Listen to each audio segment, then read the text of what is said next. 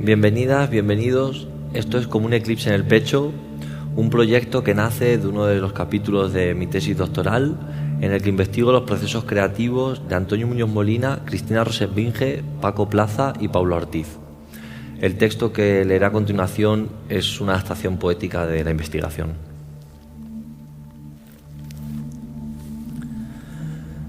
En su libro La representación de la representación, Juan José Gómez Molina reflexiona sobre los orígenes del dibujo. Traza un mapa maravilloso que a lo largo de los años yo había ido intuyendo y que él ordena y descifra con maestría impecable en este libro. Las primeras danzas, las primeras representaciones de la humanidad no eran otra cosa que la imitación de esos primeros pobladores de la tierra al ver el movimiento de los insectos y de los pájaros al volar. Una reflexión poética y poderosa. Pero yo me pregunto, ¿a quién imitan esos seres voladores? ¿Y si las formas que los pájaros hacen en el cielo al volar son los dibujos que los dioses hacen en el cielo para que nosotros los contemplemos desde aquí abajo? ¿Y si al final todo el tiempo estamos imitando los mismos dibujos que los pájaros hacen en el cielo y cada uno los traducimos de forma diferente? ¿Son esas formas a veces una canción, otras una película, en ocasiones un libro? ¿Hay un lugar en el que están ya escritas todas las ideas del universo y solo si nos paramos a observar, no con los ojos de la cara, sino con los del corazón, se nos revelan esas historias, esos códigos? Ese millar de historias escritas y todas las que están por escribirse, ¿son quizá las formas que los pájaros no paran de dibujar en el cielo?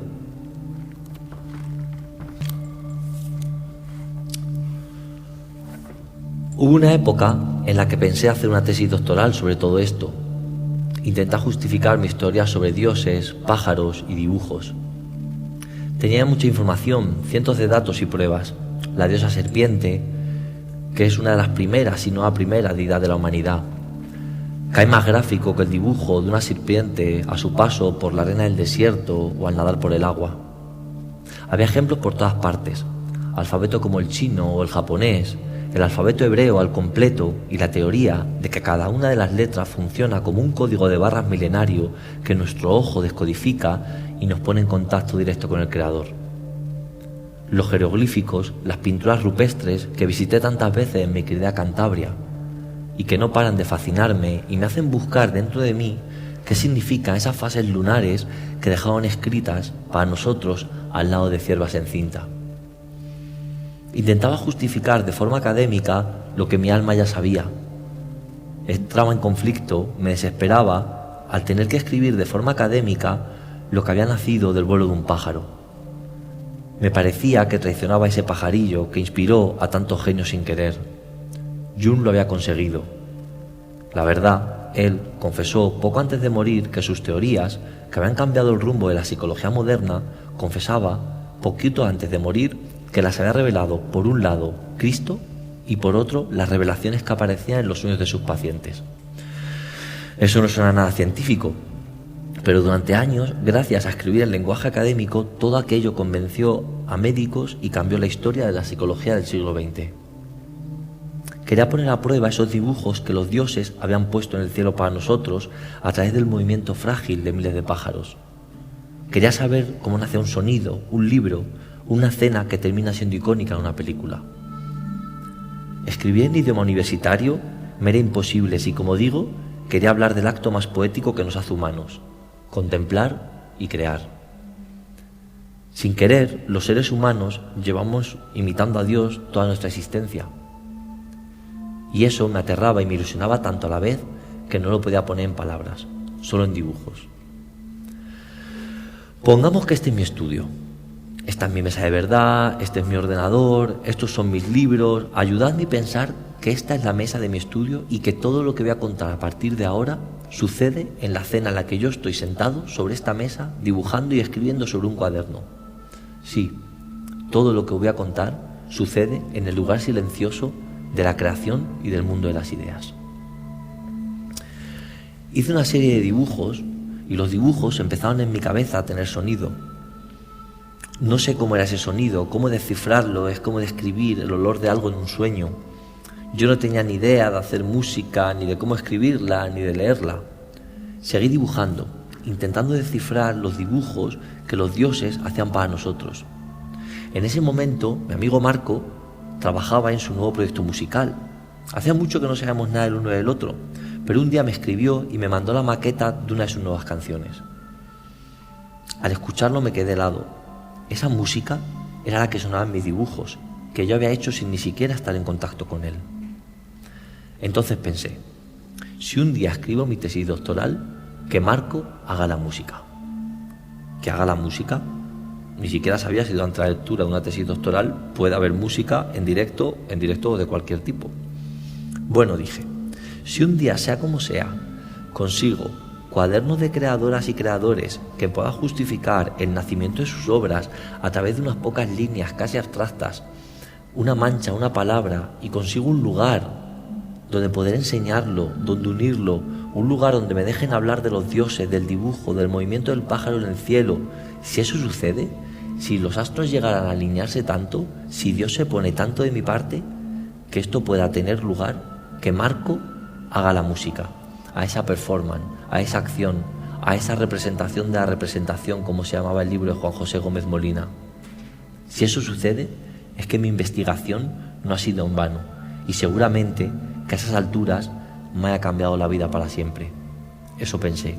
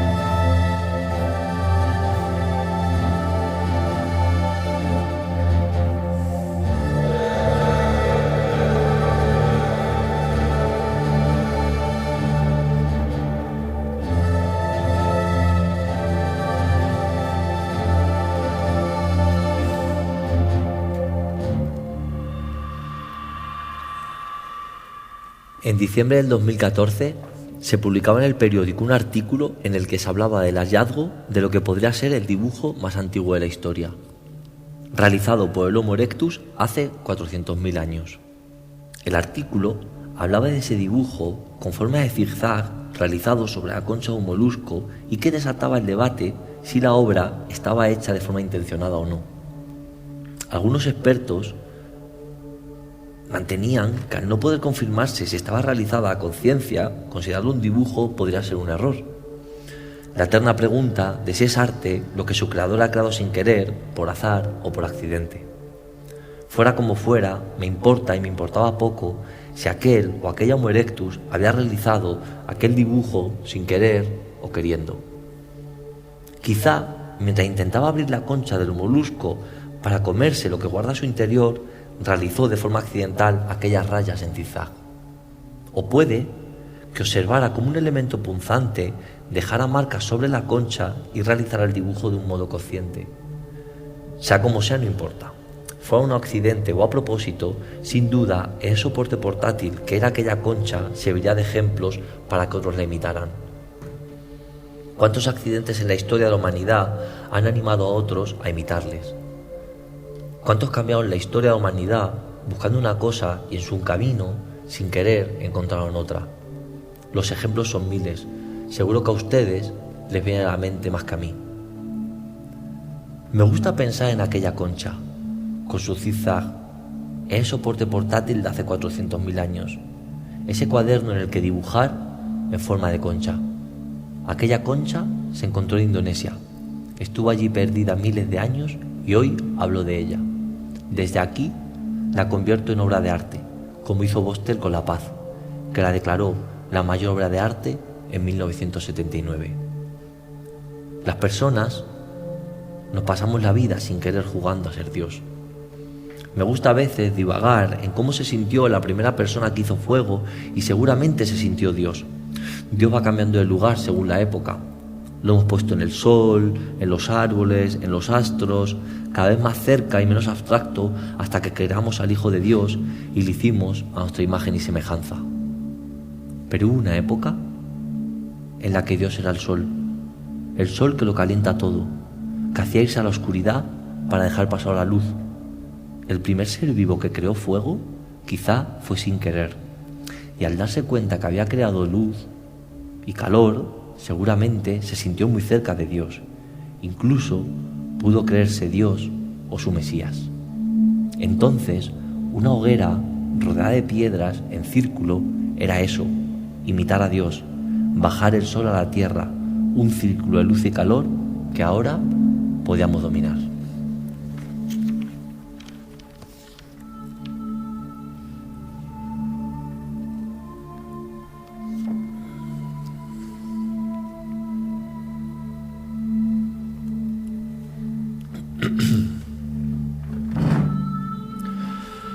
Fue de una forma bastante azarosa como me enteré de que Antonio Muñoz Molina había escrito lo que era entonces su reciente libro Un andar solitario entre la gente a mano en libretas. Era el año 2018. Vamos, fue azaroso porque me lo dijo él mismo. Mi sorpresa fue cuando descubrí que en las libretas no había solo escrito el libro entero a mano, había ilustrado parte del texto con collage. Sentado en su salón, en su casa, con un par de montañas de libretas que desbordaban la mesa y mi emoción, Antonio me mostraba las páginas con sus delicadas manos, que son como de escritor, pero podrían ser de pianista, de bordadora, de poeta o de jardinero. Me contó de dónde había recortado un pedazo de trozo del periódico, una palabra, un color, un anuncio. Entendí entonces aquel libro perfectamente, ese libro de los pasajes a lo Antonio Muñoz Molina. Me hablaba de sus paseos por el parque, a veces en Nueva York, otros en Madrid, y las hojas que él recogía caídas de los árboles que recolectaba para sus libretas. Dios está entre los pucheros, decía Santa Teresa de Jesús. Está también en el vuelo de los pájaros en el cielo y también en las hojas de los árboles. Antonio y su generosidad, que no paran de expandirse como le sucede al universo, me dijo que me llevara todas las libretas que quisiera para escanearlas y estudiarlas en mi casa. Nadie sabe cómo fue ese viaje en taxi de vuelta a mi casa con una mochila, con una decena de libretas que contenía manuscrito el libro de Antonio Muñoz Molina y decenas de collages que nadie había visto jamás. Tenía miedo de que el taxi se estrellara y yo muriera dentro y cualquiera pudiera robar de mi cadáver sin vida aquella mochila. Pensaba en que ojalá mi edificio no volara por los aires, por alguna bombona de gas que todavía se usa en mi bloque, sentía que llevaba el santo grial en la mochila y que una responsabilidad enorme caía sobre mí. En casa hojeé las libretas, busqué pistas en ellas y en cada una de sus páginas vi el vuelo de aquellos pájaros. De lo que yo entendía era el vuelo de esos pájaros, de ese lugar de donde ven las ideas codificadas y alguien, con el talento de Antonio, descifra para nosotros, los mortales. Se podrían hacer varios libros y varias tesis sobre estos cuadernos en los que Antonio escribió un andar solitario entre la gente. Un laberinto lleno de 1000 salidas, un puzzle con 1000 formas. Yo lo único que puedo hacer es hablar de ellas. Acariciar, como hice con sus páginas, sintiendo el pegamento de algunas de sus hojas, la tinta que escribía las palabras que luego terminarían en texto de imprenta. Sinceramente no me consideraba la persona adecuada para escribir un libro, una tesis o lo que fuera sobre ese tesoro.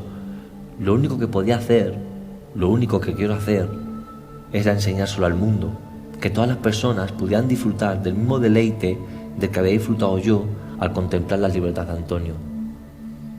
De aquellas páginas que Antonio había escrito, derrumbando todas las máquinas y modernidades del momento. Aquellas libretas demostraban que hay muchas cosas que todavía una máquina no puede hacer.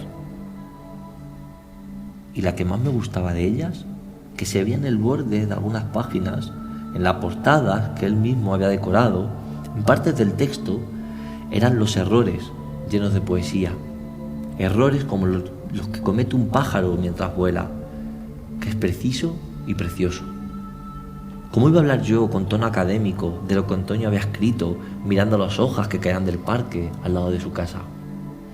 ¿Quería yo codificar todo aquello? No. Yo lo que quería era que el mundo nadara ese mar que eran los cuadernos de Antonio Muñoz Molina, y en un mundo lleno de instrucciones y de caminos, el que observa rompiera todas las reglas y mirara como algunos miran los pájaros que dibujan en el cielo, con los ojos del corazón.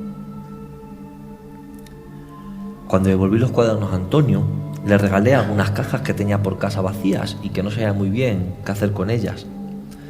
Algunas de pasta francesas, otras de jabones portugueses. Supe que Antonio sabría en algún momento dar vida a aquellas preciosas cajas de cartón con diseños del siglo XIX. Al ver sus libretas y estudiarlas con mimo, pensé que le gustaría adoptarlas. Luego me sentí un poco tonto cuando volví a mi casa y me dije: acabas de regalar a Antonio Muñoz Molina una caja con migajas de galletas rancia y una caja de jabón sin jabones.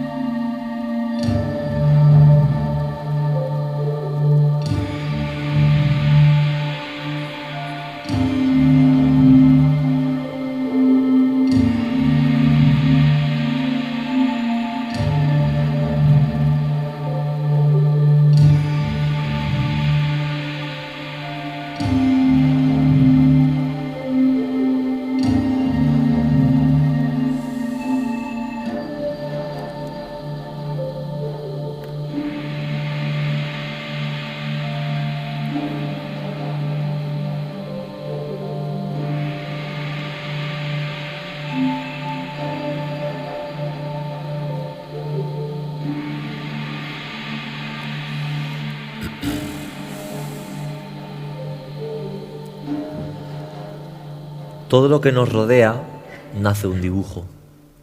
Una silla, un edificio, la ropa que llevamos, la taza en la que tomamos café por las mañanas. Todo lo que nace es de unos garabatos que alguien trazó sobre un papel. Detrás de prácticamente todas las creaciones del ser humano hay un dibujo, unas líneas abstractas descodificadas para nuestra cotidianidad. Se dibujan nuestras casas antes de ser construidas.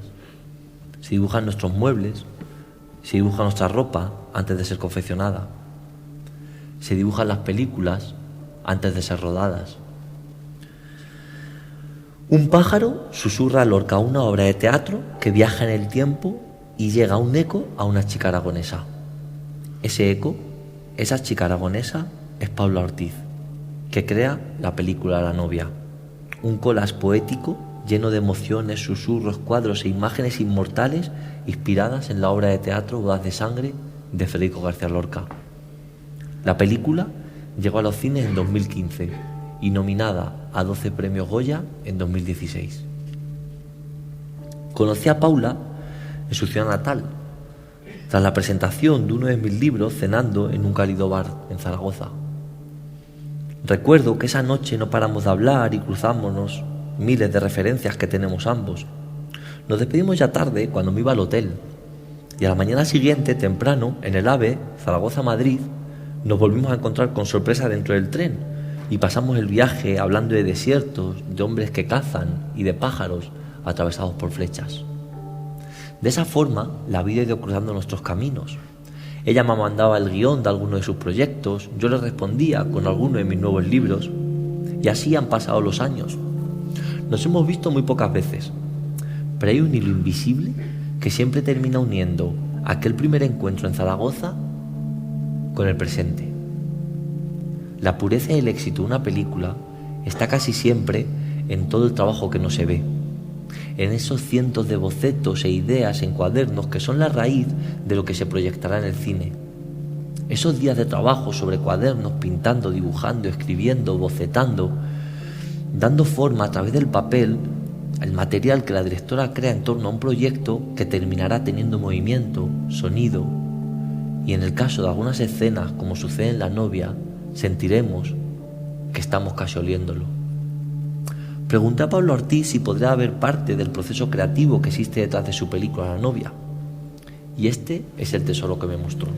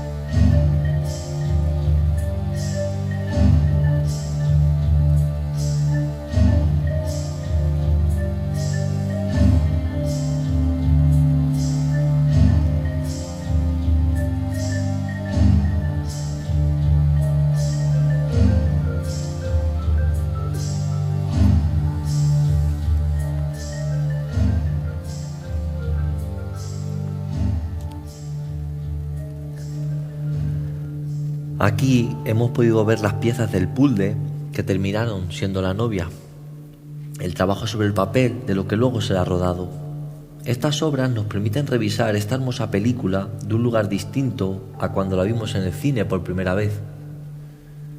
¿Cuántas ideas, cuántos pájaros en el cielo volaron sobre este proyecto?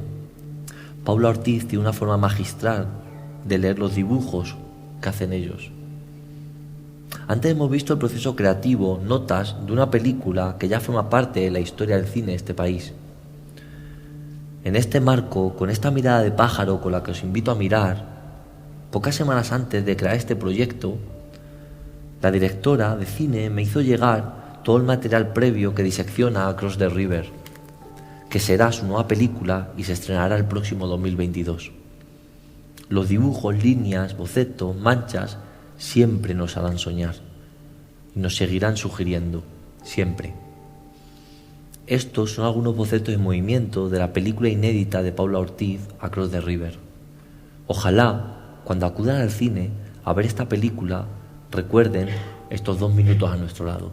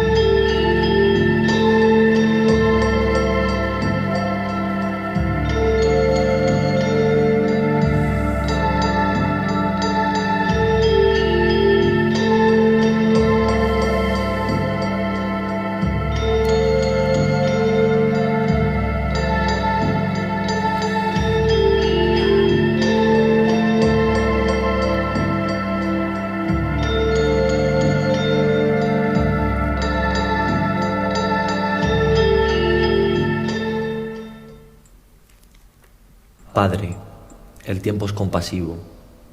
De tu rosa ha hecho un rosal. Con las alas de tu nombre han nacido 7 más. Te respeto en la renuncia a tu cuna de cristal. Por un beso que hace plata la insondable soledad. Señoritos calavera y gitanos de arrabal, los nombraste caballeros, Padre, en busca del santo grial. Cuando el ansia te hizo furia, la prendiste con alcohol. Por un beso que hace plata, se quemó tu corazón. La raíz que tú arrancaste no ha crecido nunca más. Nadie vino a esa tierra fría a llorar tu soledad. Un gitano en traje oscuro, Padre, te veló en el hospital. Y su lágrima era fina plata, plata fina de verdad. Esta es la letra de la canción Romance de la Plata, incluida en el disco Un hombre rubio, de Cristina Rosenbinge, publicado en el año 2018. Como ella misma narra en su libro debut, el disco es un homenaje a su padre, que murió cuando ella tenía 26 años, y 26 años después ella comienza a trabajar en este disco con el que se reconcilia con la figura paterna.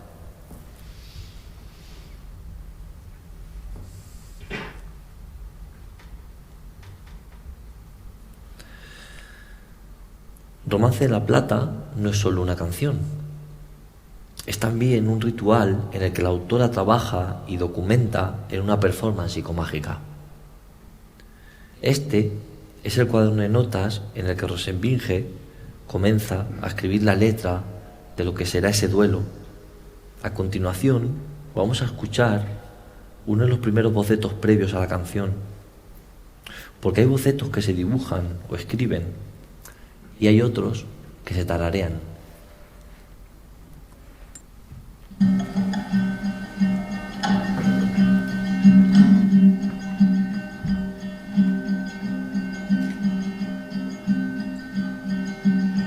Diste una boca en un plato, me soltando la dosa, con una dulce nitidez y una tan belleza. Era la palabra presente, era la vida pasada.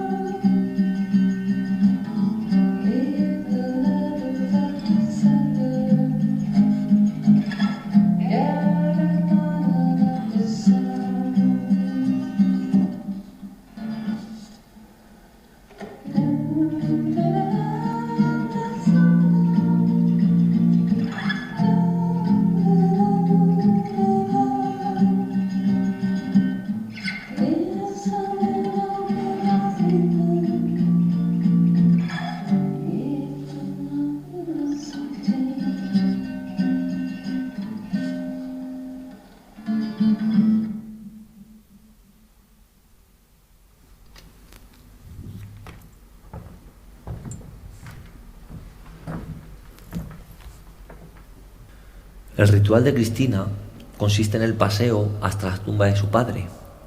Durante ese paseo, vestida con un traje de chaqueta y pantalón que perteneció al padre, como el que luce en la portada del disco, va recogiendo piñas caídas de los árboles. Al llegar al cementerio, escribe con las piñas la palabra padre sobre su tumba. Se sienta en ella y canta esa última canción a su padre con la guitarra, Romance de Plata. Me gusta pensar en cuántos pájaros estarían sobrevolando el cementerio, dibujando en el cielo, mientras la hija del señor Rosenbinge le cantaba esta última canción.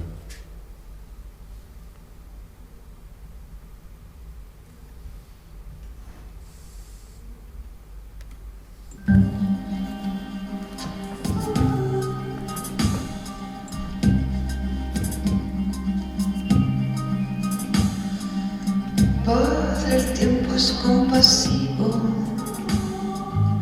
con tu rosa y un rosal, de las las alas de tu nombre han nacido 7 más. Te respeto la renuncia a tu cuna de cristal por seguir un verso que hace plata la sondable soledad.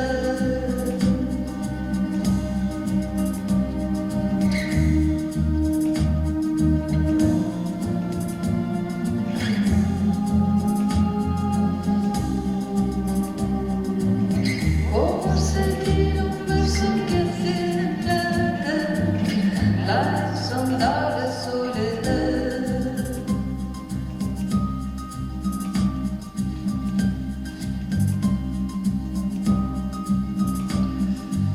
Señoritos calavera y gitanos de arrabal,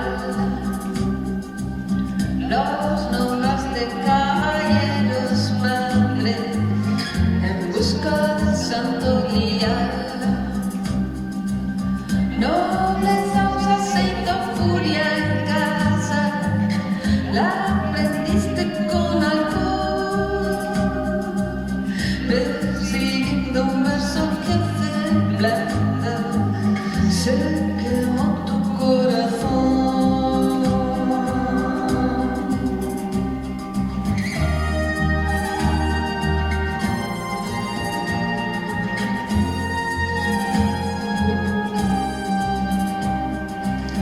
Persiguiendo un verso que hace plata, se quemó tu corazón.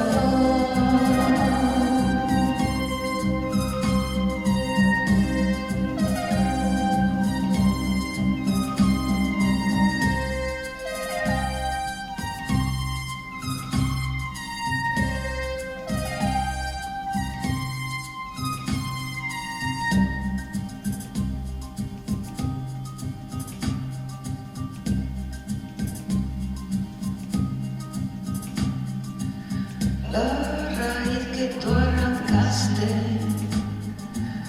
no ha crecido nunca más. Nadie vino de esa tierra fría a llorar tu funeral. Un gitano en traje oscuro, padre, te veló en el hospital y su lágrima vicina plata, plata fina de verdad.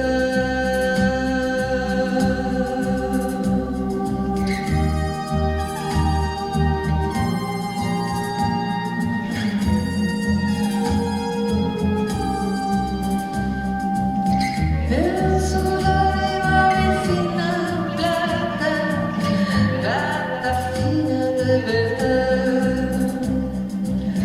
¿Cómo no voy a entenderte, padre, si eres mi misma soledad?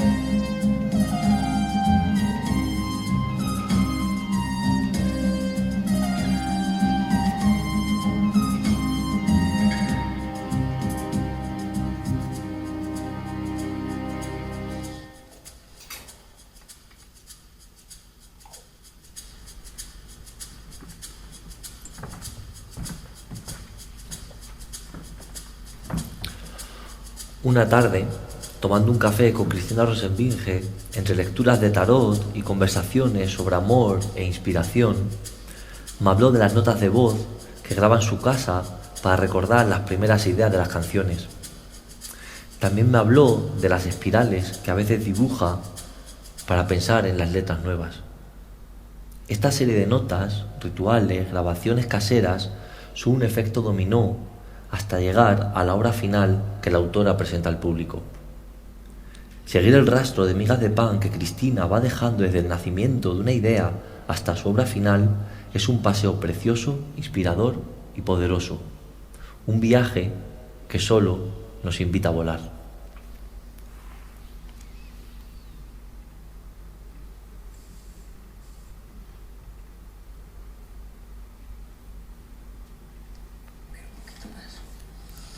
Te veo al lado.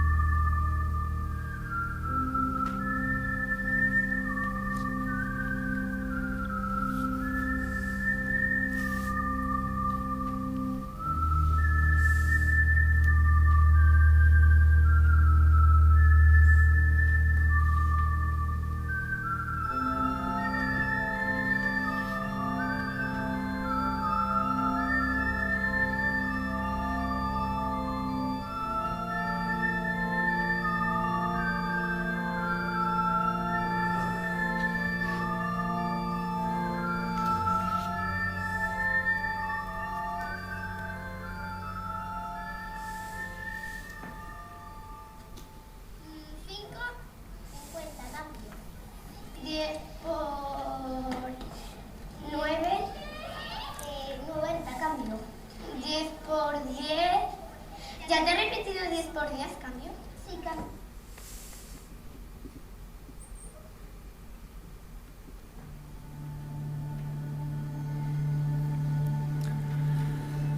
Estas imágenes son inéditas de la película de Paco Plaza Verónica, que llegó a los cines en 2017.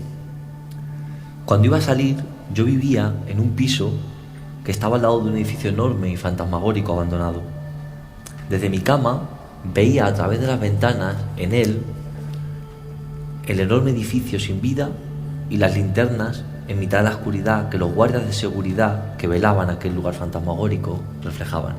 Desde mi cama, acurrucado, con las pocas imágenes que salían en el entonces tráiler de la inédita película Verónica, en mi cabeza se formaban miles de películas que yo ya imaginaba a través de la oscuridad que salían de aquellas ventanas y las linternas que dibujaban formas azarosas en las tinieblas.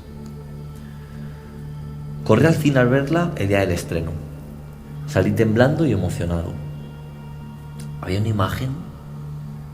imagen de la película que no lograba entonces ni logro ahora quitarme de la cabeza. Esa en la que la protagonista, Verónica, se levanta en su clase de la EGB y se le proyecta sobre el pecho un eclipse que la profesora estaba mostrando con antiguas diapositivas a las alumnas. A partir de ese momento, la vida de Verónica cambiará para siempre. ¿Quién no se ha sentido a veces como con un eclipse en el pecho? Una idea que te posee y se apodera de ti, y entonces deja de hacer frío y calor, y ya, estés donde estés, solo hace esa idea que tienes que llevar a cabo, guiado por una fuerza que no puedes explicar, pero tampoco abandonar. Esa imagen de esa adolescente como con un eclipse que atraviesa su pecho y que no sabe que su destino va a cambiar para siempre, se me quedó en el alma, y pensaba y pienso mucho aún sobre ella. Sobre esas ideas que nos llegan y no podemos parar hasta que las construimos, como aquel delirio de Werner Herzog que hizo para su Fitzcarraldo. Conocí a Paco una noche en el Coco. No pude evitar, una vez hablado un rato, preguntarle por aquellas escenas y lo que igual le pudo parecer más raro a él. Le pregunté que se había dibujado algún eclipse durante el proceso de creación previo a la película, que de dónde venía esa forma. Fue un par de días más tarde cuando Paco me invitó a su casa y puso ante mí unas cuantas libretas. Le pregunté que si podía grabar el audio de nuestra conversación mientras estaba en casa. Aceptó y comenzamos a hablar durante largo rato sobre sus cuadernos. que él parecía no darlos mucha importancia y yo no paraba de alabar. De entre las libretas abrió una y me mostró una página en la que había dibujado un eclipse, un boceto sencillo pero poderoso. Un eclipse que se dibujaría en la escena final de la película cuando ardiera de la nada la fotografía del rostro de Verónica. De entre las libretas me enseñó otra, llamada Bomberos. Esa libreta contenía el boceto escrito de lo que más tarde fue REC, su aclamadísima película de terror que yo veo todos los años. Había otras libretas con otros bocetos. Una de ellas contenía solo dibujos.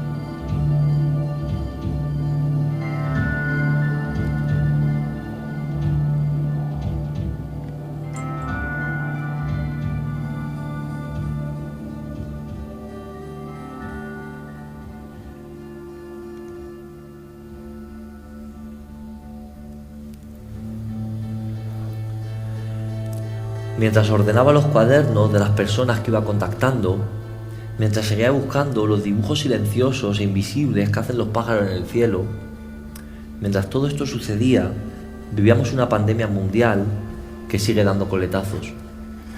Hablé con Antonio Muñoz Molina, me habló de los cuadernos que había realizado durante el confinamiento. No pude evitarlo, quedamos de nuevo y Antonio me mostró las libretas de donde había nacido lo que es ahora su nuevo libro, Volver a dónde. El encierro en casa había permitido a Antonio una constancia de trabajo en su libreta de una fidelidad diaria, por no hablar del tamaño mayor que ahora tenían las libretas. Las anteriores eran, como suelen ser las libretas, formatos cómodos, pequeños, que podemos transportar en una mochila o un bolso. Pero estas nuevas eran grandes libretas de formatos que solo podemos trabajar en una gran mesa despejada y de buen tamaño. Las libretas, un diario que Antonio trabajó durante meses, contenían todas las fechas escritas con recortes de los distintos periódicos que leía. En sus libretas, al inicio, se veían imágenes que parecían de otros mundos. Gente asiática con mascarillas y trajes de plásticos hechos de formas muy rudimentarias. Nos hablaban de un virus y de una situación lejana que nunca nos afectaría, que afectaba solo a esos lugares en el mapa que no sabemos casi ubicar o cómo se llaman. Según avanza el cuaderno de Antonio, esas imágenes comienzan a ser de rostros cotidianos, hasta que llega un momento y estamos, como todos, dentro de la boca del lobo.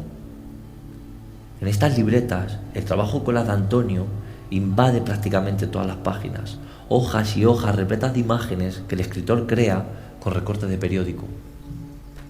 Como el material es escaso y no puede salir a comprar nada, comienza a usar pedazos de carpetas que tiene en casa, arrancando pedacitos de colores para contemplar y terminar sus obras visuales. Antes de marcharme de la casa, en la última visita a Antonio Muñoz Molina, me dice: espera, quiero enseñarte algo. Quiero enseñarte dónde guardo las fechas que recorto de por ahí para luego usarlas para mi diario. Antonio trae entre sus manos una cajita de las que yo tímidamente le había regalado hacía ya más de 2 años. La abrió con delicadeza y de dentro de ella me mostró sus recortes de números, días, semanas y meses que luego usaba para componer las fechas de su diario.